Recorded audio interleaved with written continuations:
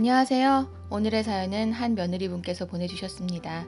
남편이 없는 상황에서 시어머니와 크게 다툰 일로 보내주셨는데요. 과연 무슨 이유로 다투고 사연까지 보내주셨을지 지금부터 읽어보겠습니다. 안녕하세요. 시어머니와 크게 다투고 결혼 생활까지 문제가 되어서 사연 보내봅니다. 저와 남편이 결혼한 지는 1년 조금 넘었습니다. 아직 새댁이라고도 할 수 있겠네요. 결혼하기 전부터 우리 시댁에 대해서는 할 말이 많습니다. 일단 시아버지의 경우 조선시대에서 막 내려오신 분 같습니다. 사람이 크게 나쁘거나 난폭하거나 한 건 아닙니다. 다만 사고방식 자체가 완전 조선시대풍이세요. 다행인 건 본인 사고방식과는 별개로 자기 생각을 남에게 강요하진 않으신다는 거죠. 제가 맞벌이하는 것도 불만이신 것 같지만 그냥 불만만 품고 계시지 저더러 직장 그만두라고는 하지 않으세요. 절 볼 때마다 며느리는 집에 있어야 한다는 둥 기분 나쁜 소리 한마디씩은 하지만 못 참을 정도는 아니에요. 그에 반해 시어머니의 첫 인상은 훨씬 나았답니다. 연세보다 젊어 보이고 말도 잘 통하는 분 같았거든요. 연애 때도 그렇게 느꼈고 결혼할 때도 그렇게 느꼈습니다.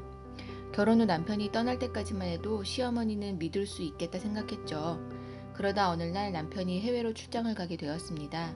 멀리 북유럽에 새로운 지사를 만드는 일로 한 1년 출장을 다녀오게 되었어요. 그렇게 남편은 떠났고 이 시국에도 다행히 일을 잘하고 있더라고요. 지금도 가끔 영상통화해보면 그 나라도 이래저래 혼란스럽다지만 남편 일은 잘 진행되고 있다고 합니다. 문제는 남편이나 한국에 남은 제가 아니라 시어머니입니다. 남편 송보례하고 며칠이 지났을까?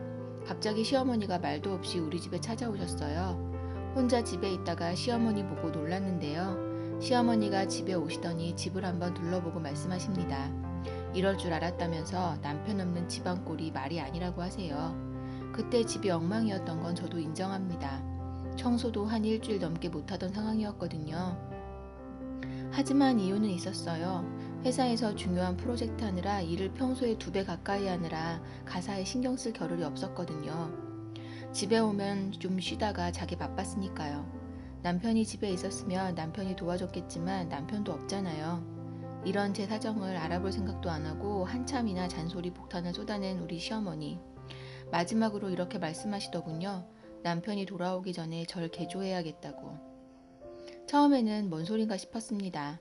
알고 보니 제가 마음에 안 든다고 남편이 없는 틈을 타 제대로 된 며느리로 만들겠다고 하는 말씀이셨습니다. 솔직히 이런 태도 자체가 기가 막히더라고요. 남편도 해외 갔으면 시어머니가 혼자 있는 며느리를 위로해줘야 하는 것 아닌가요? 아니, 위로까지는 바라지도 않아요. 그냥 인사하면서 가끔 만날 일 있으면 만나는 사이만 되어도 바랄 게 없겠어요. 그런데 남편 없는 틈을 타 며느리 개조를 시키겠다니. 저는 몰랐는데 시어머니는 제게 불만이 많았던 모양입니다. 특히 제 가사 솜씨니 살림이니 하는 부분에 불만이 많으셨나 봐요. 그날 이후 시어머니는 사흘이 멀다 하고 우리 집에 찾아오십니다. 올 때마다 잔소리거리를 한아름씩 가지고 오세요. 청소할 때 뭐가 잘못되었느니 남편 없어도 음식 만드는 버릇을 들여야 남편 와도 음식 잘해주느니 아무튼 잔소리가 끝도 없어요. 회사에서 직장 상사 잔소리 듣는 것만으로도 스트레스인데요. 왜 집에서 남편도 없는데 저 혼자 시어머니 잔소리를 들어야 하는 걸까요? 그래서 의도적으로 시어머니를 피했습니다. 전화는 안 받고 만나자고 하면 피하고 아예 현관문 비밀번호도 바꿨어요. 그랬더니 한 번은 회사로 찾아오십니다. 아주 그냥 제 시어머니라고 당당하게 회사 입구에서 말을 하셨더군요. 우리 회사가 그렇게 만만한 곳이 아니라 제 시어머니란 이유만으로 들어올 수 없는 곳이었고 밖에서 기다리셔야 했지만요. 그런 꼴까지 당하고 나니 정말 인내심의 한계가 오더라고요. 그날 시어머니랑 엄청 크게 다퉜습니다. 시어머니는 자기가 잘못한 게 하나도 없다며 마침내 제게 욕을 막 하더라고요. 저도 참다 못해서 시어머니가 한 수준의 욕을 그대로 돌려줬습니다. 시어머니가 눈 부릅뜨고 머리채 답더군요. 저도 진짜 그때는 어떻게 되었는지 시어머니 머리채를 잡았습니다. 다행히 주변에 말려서 머리채 잡는 것 이상으로는 번지지 않았습니다. 당연히 시댁에서 난리가 났지요. 저더러 석고대자라는 분위기입니다. 저는 웃기지 말라고 하면서 버티고 있고요. 시어머니도 창피한 건 아는지 이 사실을 남편에게 말하지 않은 것 같아요. 그런 일이 있었는데 제게 연락하는 남편의 태도는 여전히 변함없으니까요. 하지만 시어머니랑 그런 일까지 벌였는데 없던 일 취급할 순 없겠죠. 근데 아무리 생각해도 제가 크게 잘못한 게 없습니다. 그쪽에서 먼저 시비 걸고 잔소리하고 욕하고 머리채 잡았어요.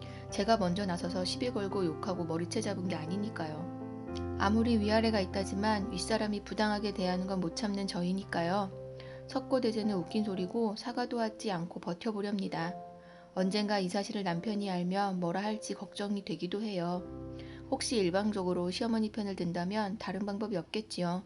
이혼할 수밖에 없지 않겠습니까? 오늘의 사연은 여기까지입니다. 시어머니와 다툼이 심해져서 결국 서로 몸싸움까지 하게 된 사건이었습니다. 아직 진지하게 이혼을 생각하시는 건 아닌 것 같은데 아무쪼록 여러 사람들과 잘 이야기하셔서 좋게 해결되길 바랍니다. 그럼 저는 다음 사연으로 돌아올 테니 구독과 좋아요, 알람 설정 부탁드려요.